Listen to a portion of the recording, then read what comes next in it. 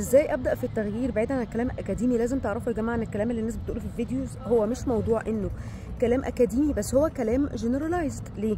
لان ممكن انا اقول كلام انت تحس انه عام قوي فما تعرفش تطبقه، يبقى انت محتاج تاخد ورحلتك في حياتك وكل الحاجات اللي واجهتها وتروح لكوتش تعرفه ايه التفاصيل دي، وبناء على التفاصيل والتحديات اللي انت مريتها انا بحط لك بلان تساعدك انت ان انت تنفذ الحاجات دي.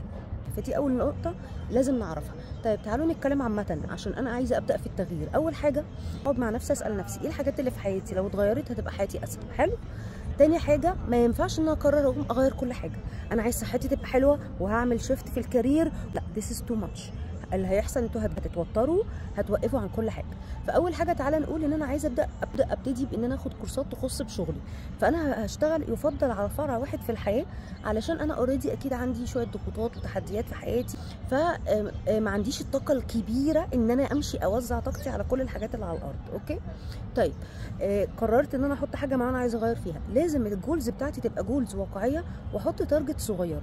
فكره الجولز الكبيره وفكره ان انا كده بحمس نفسي ولازم والتزم وكل الكلام ده طبعا كلام فاضي، ولو حد دارس بيزنس هيبقى عارف ان الحاجات دي حاجات مش واقعيه. فلازم تحطوا تارجتس تبقى تارجتس واقعيه، تعملوا مايلستونز، وكل ما توصل لجزء من التارجت بتاعك لازم تحتفل بنفسك وتبقى مبسوط بنفسك وتقول لنفسك ايه ده انا وصلت. ليه؟ لان شويه الطاقه الايجابيه والدلع اللي انت هتدلعهم لنفسك دول اللي هيساعدوك تكمل البلان اللي انت عايز تعملها.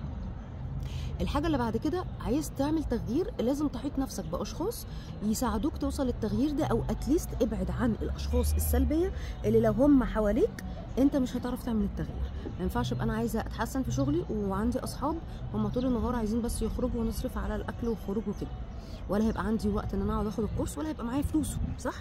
انا عايزه ابقى صحتي احسن، يبقى انا محتاج ابدا اروح اماكن ليها علاقه بتعمل نشاطات واتعرف على ناس من الاماكن دي، والناس دول ابدا مع الوقت يبقى هم دول الناس اللي انا بقابلهم، فهيشجعوني اعمل النشاطات اللي انا عايزها بدل الاصدقاء المختلفين.